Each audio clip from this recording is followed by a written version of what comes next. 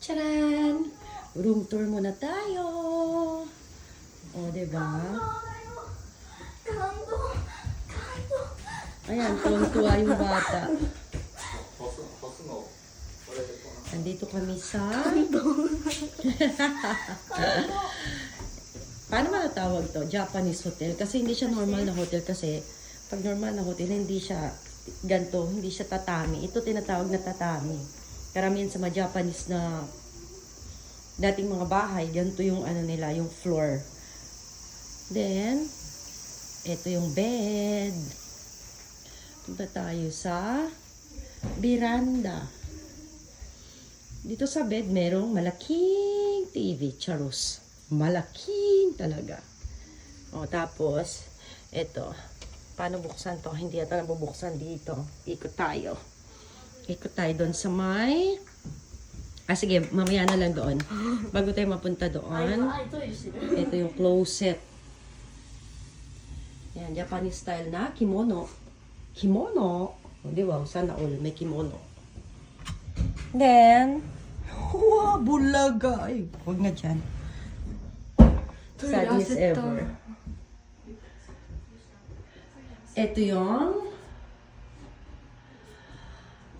toilet. Tapos ito yung wow, ang laki ng tiyan. Charus. Bala na kung bigil ko ano yan. Tapos ito yung mga ano nila. Hindi siya yung shampoo na nakalagay agad sa ano. Yan. Meron siyang ganito, ganyan. Diba? Sosyalin. Ayun yung ano nila. Medicated. Wow! Kose talaga. Taray. Bungacious. Bungacious. At full Stuart. Oh, diba? Ang saya. Oh. Ganito itsura niya. Huwag niyo na tignan yung aking katsanan. Then, ito yung ano niya. Ito, free drinks. Free drinks daw siya.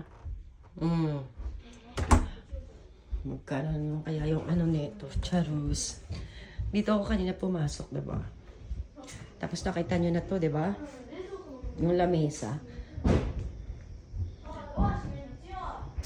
Tapos, ito na. Ito, may isa pa dito na sink or lababo.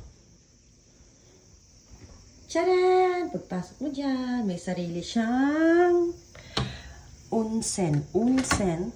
Onsen? Anong tawag dyan? Hindi siya matatawag na ofuru. Pero parang gano'n na din. Yan.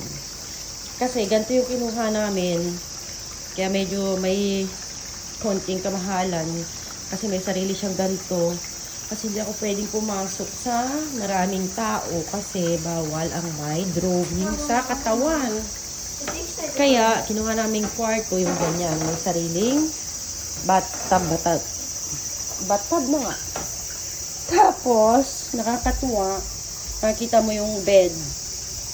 At may lola na nakaupo sa tumba-tumba. Yahoo, yahoo. Tapos, pag ano mo naman dito sa may terrace, ito yung makikita mo, diba? Puno ng kuliglig. Napaka-nature na nature.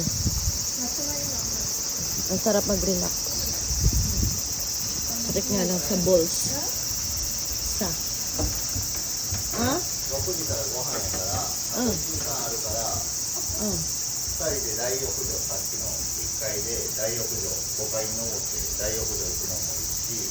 Merong ano.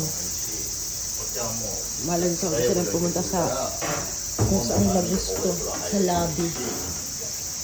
Kasi yung ampon namin, isang linggo yan sa amin. Diba? Sa klase ng alam mo. O sige na, bye. For now, thank you for watching. See you mamaya. The next vlog. Thank you.